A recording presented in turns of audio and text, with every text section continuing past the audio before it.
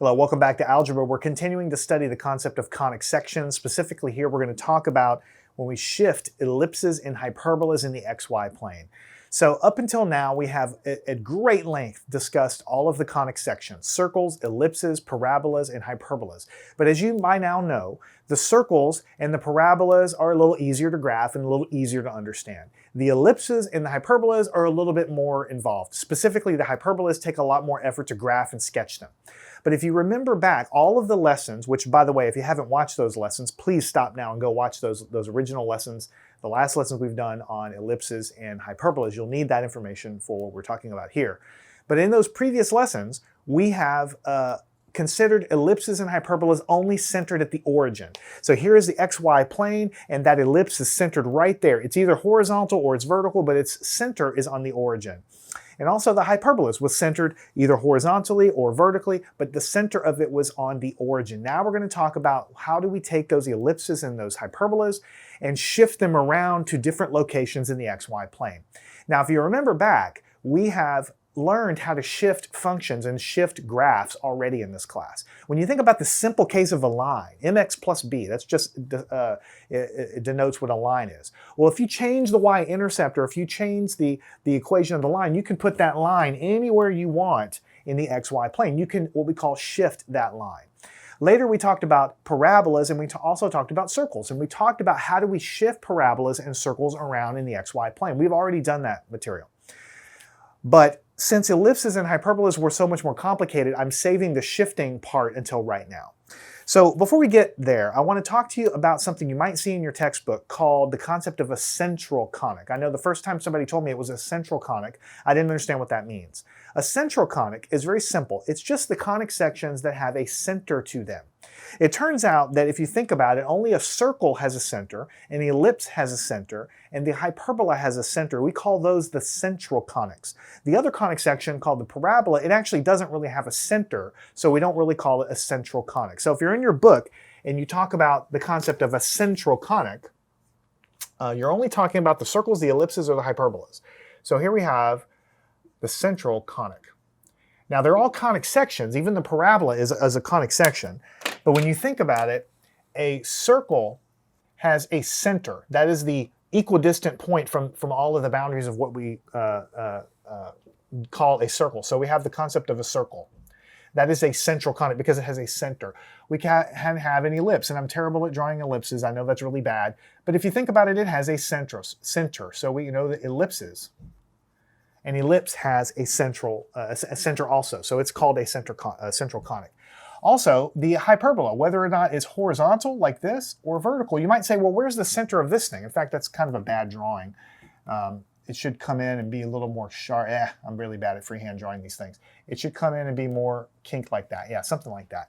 So you might say, where is the center of this thing? Well, yeah, the curves are kind of weird, but the center of it is still well defined. The center of this thing is right in the middle. It's equidistant from all the other little parts of this thing that we call the conic section. So the circle, the ellipse, and the hyperbola are all what we call central conics there. So you can draw, a little line here like this and a little line around this to show you that these are the central conics. Now, what about the lonely parabola out here? So a parabola can either look like this,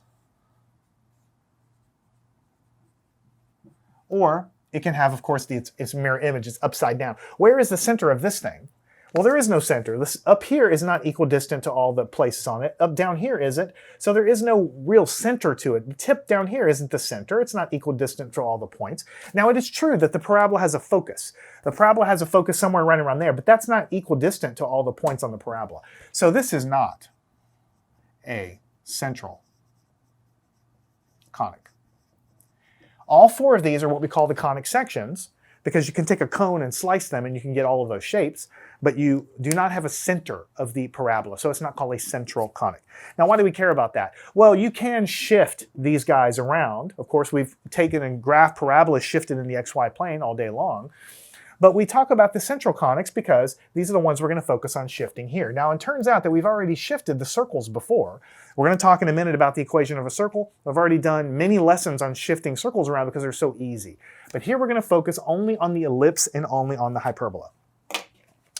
So let's go down a trip down memory lane before we talk about the ellipse and hyperbola, and let's talk about the circle, which we have discussed at great length. The equation of the circle is x squared, the basic equation, plus y squared is equal to the radius squared. So you might have a radius of radius squared of 25 on the right. Square root of that is 5, so the radius would then be 5. So what this equation of a circle means is it means the radius is r, the square root of what's on the right-hand side, and the center was located at 0, 0, right? So this was the basic equation of a circle. X squared plus y squared is equal to some number squared, and then the radius just defines how big the circle is, and the center of it is in the xy plane. How did we shift circles around long ago? All we did is we did a replacement. We replaced the x variable with something, we'll talk about in a second. We replace the y variable with something, and whatever we replace it by is the numbers that shift the graph of that circle around the xy plane. So for example, if instead of this, which is centered at 0, 0, you have the equation x minus 2 quantity squared plus y minus 4 quantity squared is equal to some radius squared. I don't care what the radius is right now. Let's just say it's the same radius as the circle above. Then what this equation means is that this guy has a center in a new location given by these numbers here. Now this is a minus 2 and a minus 4. So that means basically this guy is going to have the same size, the same radius, r, but the center is going to be located at 2, 4. Now the one thing you do have to remember, we talked about this before, is when you have a minus sign, when you basically replace the x variable with x minus 2, and you replace the y variable with y minus 4, the minus sign means you shift it to the right in the positive x direction. And the minus sign for the y means you shift it in the positive y direction. That's very backwards from what you might think. You probably think that a minus sign will shift it to the left, toward the negative. But it doesn't. It shifts it to the right. And we talked about this at great length, but I'm going to review it really quickly for you here now. Let's say this circle has a radius of 5. This graph means it's centered at the origin. That means the circle boundary are the x and y values. So when you put the x and y values of that are on that circle in here, and you square the x and y values, you're going to get 5 squared, 25 on the right-hand side. That is what defines the boundary of a circle. Now when you look at this thing, you've replaced x with something called x minus 2, and you've replaced y with y minus 4. What that means is for these numbers to be squared and still equal, let's say it's the same radius, 25, 5 squared on the right-hand side, then in this equation, I must put values of x in 2 units bigger than I did here, and I must put y values in 4 units bigger than I did up here. Why? Because I'm subtracting off the number 4. So and I'm subtracting off the number 2. So if I know the circle at the origin has to equal, let's say 25 on the right-hand side, then in order for this equation to also equal 25, I need to put units 2 units bigger than whatever the numbers were over here. And then I'll subtract off the 2, and then I'll square it, and then I'll subtract off the 4, and I'll square it. So because I need to put x values 2 units bigger to make it equal the same thing as it did up here, I've shifted the x coordinates of every point on the circle to the right along the positive x direction 2 units, right? And because I have to put y values of this circle in 4 units bigger than I do up here, it means that all of the y values of the coordinates of the circle are all shifted up. So that's why the minus signs shift to the right and up, okay? If you were to have plus signs here, it would be exactly opposite. You would shift them down or to the left. All right? So the way that we pull off this shifting business in general, pretty much for any function, is we take the x variable and we put either x plus or minus a number. We take the y value and we do plus or minus a number. So in order to do the shifting, what we do is we take the x variable and we replace it with something called x minus h. This h is just a number. In this case, I picked 2, but in your books, you're going to see h. It's shifted h units to the right.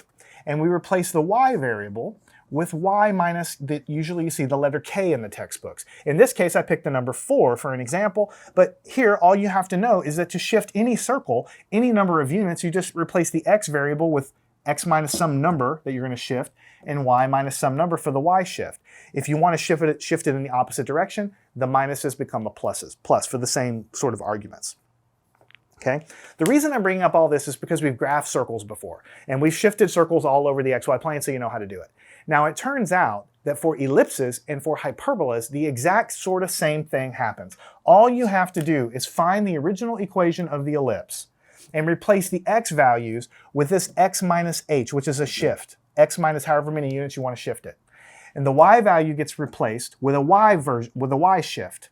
And so when you go back to the equation of the ellipse that we've used for many, many, many lessons, you just take the x variable, you replace it with x minus some number, or x plus some number, and you take the y variable and you replace it with at y plus or minus something. That's going to shift it in the y direction. Same thing for the ellipse. So it's not so difficult. Once you know how to sketch ellipses and hyperbolas at the origin, shifting them around is really not that difficult. So that's the general idea of what we're doing. And so here we're going to revisit all of the equations that we have already come to know and love in terms of their shifted versions. I did a summary of this when we had ellipses at the origin and when we had hyperbolas at the origin. All I have done here is take the exact same equations and put a shift in there, and then I shift the graph around. So for instance, if you remember, the equation of an ellipse can be horizontal or vertical. If it's a horizontal ellipse, the original equation was just x squared over a squared plus y squared over b squared is 1. Here, all we've done is we've introduced a shift in x and a shift in y. It's exactly the same idea as the circle.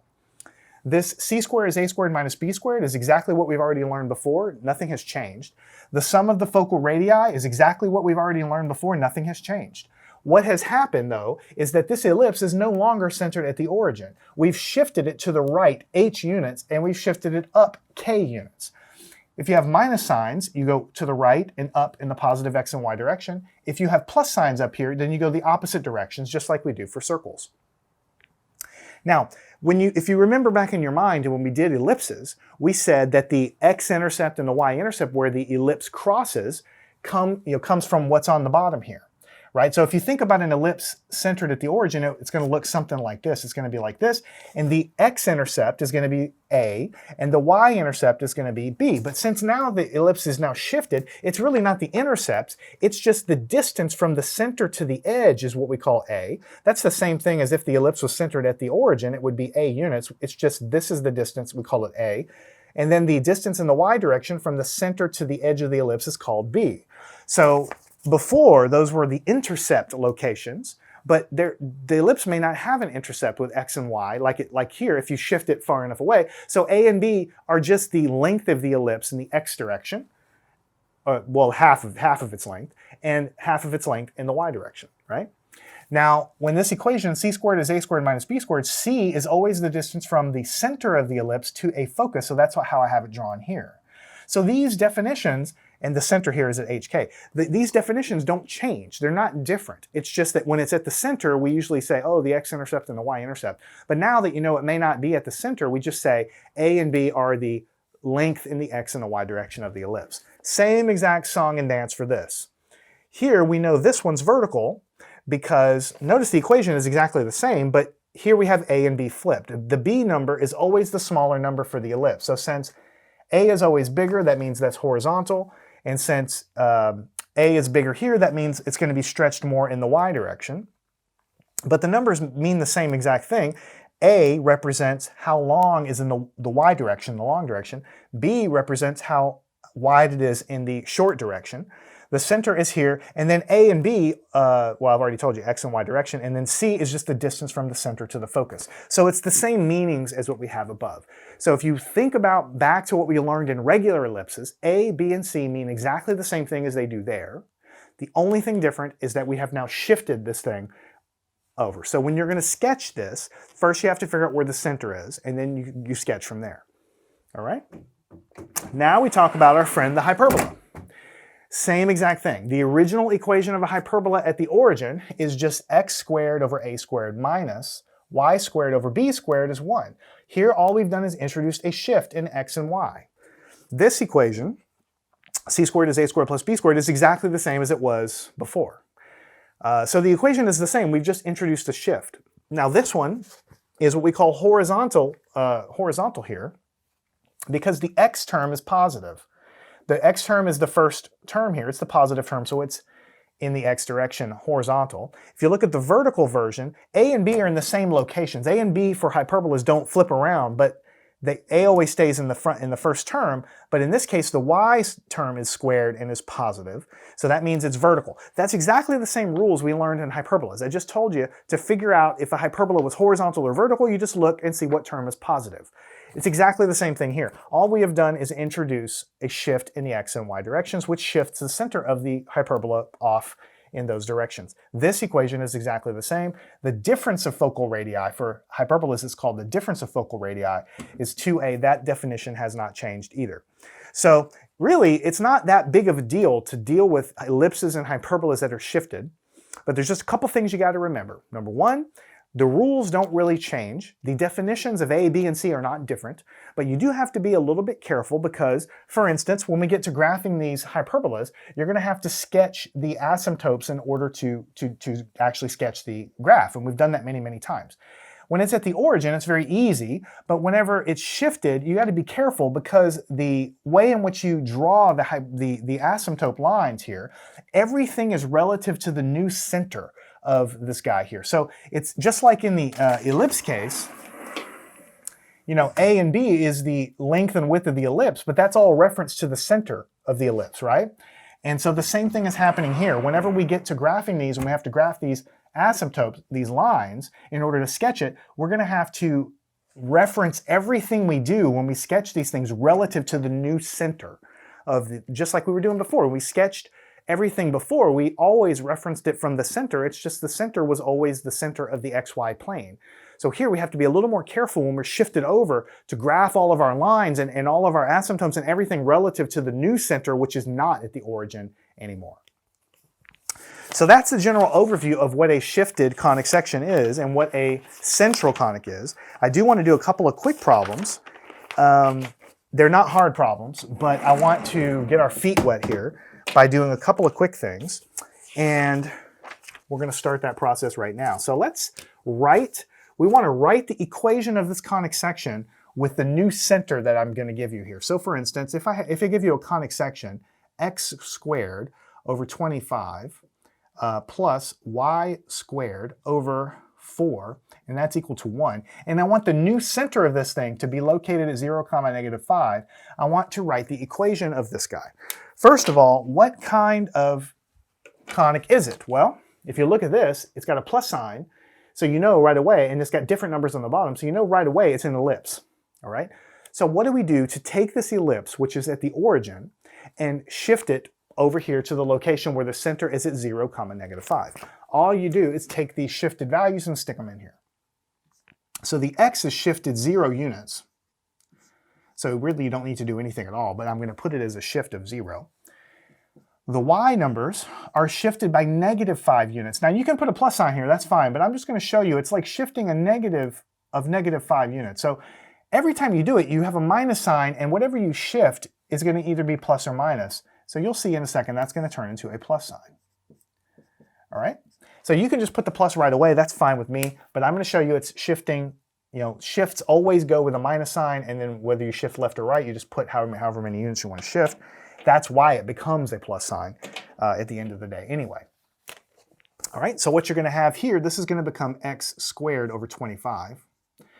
This is going to become y plus 5 squared over 4. And this is going to equal 1. And this is the new equation of this ellipse, which is no longer centered at the origin. Its center is at 0, -5. Okay, and you know it's an ellipse because it has the form of an ellipse with a plus sign. And also, is this a horizontal or a vertically oriented ellipse? Well, since the x squared has a 25 under it and the y term has a 4 under it, the bigger number here is 25, so it's going to be stretched more in the x direction. So this is a horizontal ellipse. So it might look something like this. Who knows where it is in the xy? Well, we know exactly where. I could draw an xy plane, I could put the center right here, whatever. I want you to know that it's a horizontal ellipse shifted where the center is at 0, 0, -5. So it's right along on the y-axis, shifted down essentially. And that's all I want you to know. I'm not going to graph a sketch of every one of these things. It's going to slow us down. All right, next problem. What if I tell you, take this conic section and write an equation where the center is where I give it to here. So it's x squared minus y squared is 49. And the new center of whatever this thing is, I want it to be at negative 4, 3, and I ask you to draw that for me. Okay? Well, first of all, what kind of conic section is it? You might not be 100% sure at first, but we want a 1 on the right-hand side. So we'll take the x squared minus the y squared. We'll divide the left-hand side by 49. We'll take the right-hand side and also divide by 49. So on the left, when we break this up, which we've done many times, it would be x squared over 49. The minus sign drops down, y squared over 49, and that's going to equal to 1. So it looks exactly like a hyperbola, right? Because it has an x squared term, a y squared term, numbers on the bottom, and a minus sign. Now this is a hyperbola centered at the origin because of the x shift and the y shift are non-existent, so it's already centered at the origin. So in order to shift it into this location, I'm going to shift the x direction. All shifts go with a minus sign. I'm shifting negative 4 units, so I'm going to write it like this, and then over 49. Minus sign comes down because it's a hyperbola, and this guy is going to be y minus, all shifts have a minus sign, and then 3 units. And then 49, and that's going to equal 1. Now I said all shifts have a minus sign. Well, what happens is if you shift a negative unit, a negative direction, this becomes a plus sign. So you have x plus 4 quantity squared over 49 minus y minus 3 quantity squared over 49 equals 1. And that's what you have. Let me double check myself. Yeah, that's correct. And then you ask yourself, well, what is this thing? Well, you know it's a hyperbola, right? Is it a vertical or a horizontal hyperbola? You do not look at the bottom numbers to figure out if hyperbolas are vertical or horizontal. For hyperbolas, you just check and see which term is positive. The x term is positive, the y term is negative. Because the x term is positive, this is a horizontal hyperbola. Okay, horizontal hyperbola. All right, so you see what you have to do to shift any conic section to a new location. You're just simply substituting in what the shifted version of x and y are. Now I ran out of space over there, so what we're going to do is our final problem over here, and I think we have enough room. What if I give you the conic section 4x squared plus y squared is equal to 16? And I say, well, let's first put it into the standard form of a conic section. We're going to divide by the 16. So we're going to have the 4x squared over 16 plus the y squared over the 16 is equal to the 16 over the 16. And then in the next step, I can simplify this because the 4 and the 16, 4 divided by 4 is 1 and 16 divided by 4 is 4. So this would just be x squared over 4 plus y squared over 16. And on the right-hand side, it's just going to equal 1. So this is an ellipse, actually, that is centered at the origin, and the 4 and the 16 govern how the thing is kind of shaped, what side's bigger. But now what we want to do, I forgot to actually even write it down in the problem statement. I want this ellipse to be at the location of 1, negative 4. I want the center of it to be at 1, negative 4. So all I really have to do is take this version of the equation I have and substitute that shift in. So the x term becomes x shift by 1 unit, quantity squared over the 4 on the bottom. Then I have the plus sign, and then the y is shifted by a negative 4 units squared, and on the bottom of that is going to be the 16, and that's going to equal to 1. So when you figure all that out, it's going to be x minus 1 quantity squared over 4 plus y plus 4 quantity squared over 16 is equal to 1. Let me double check myself. X minus 1 squared over 4, y plus 4 squared over 16 is equal to 1. That's all correct, and you can tell by looking at this, because of the plus sign, it's an ellipse. What kind of ellipse is it? Is it horizontal or vertical? For ellipses, since there's no plus or negative terms, you just look at what's on the bottom. The x term has a 4 and the y term has a 16. That means the y direction is stretched more. So this guy is a vertical, if I can spell vertical, ellipse. Sorry, I ran out of space there. So it's an ellipse that looks something like this, and of course it's shifted where the center of it is at 1, over to the right 1 unit and negative 4 down. So this is the equation there, and it's a vertical ellipse. All right, so we've done quite a bit in this lesson. We have reviewed the concept of shifting in general. we've taken a look at circles and reminded ourselves how we shift circles around. We've done that before, and we're using that concept to shift conic sections. In fact, this concept of shifting functions around by just replacing the x and y variable can be used for any function or any graph. If you want to shift it x number of units, you just put the shift in as we've done here for the x and the y variable, and that's going to shift the whole graph wherever you want it to be in the xy plane. But we're not done with shifted hyperbolas and ellipses. We need to get some practice graphing and do some other things, so follow me on to the next lesson. We're going to conquer that stuff right now.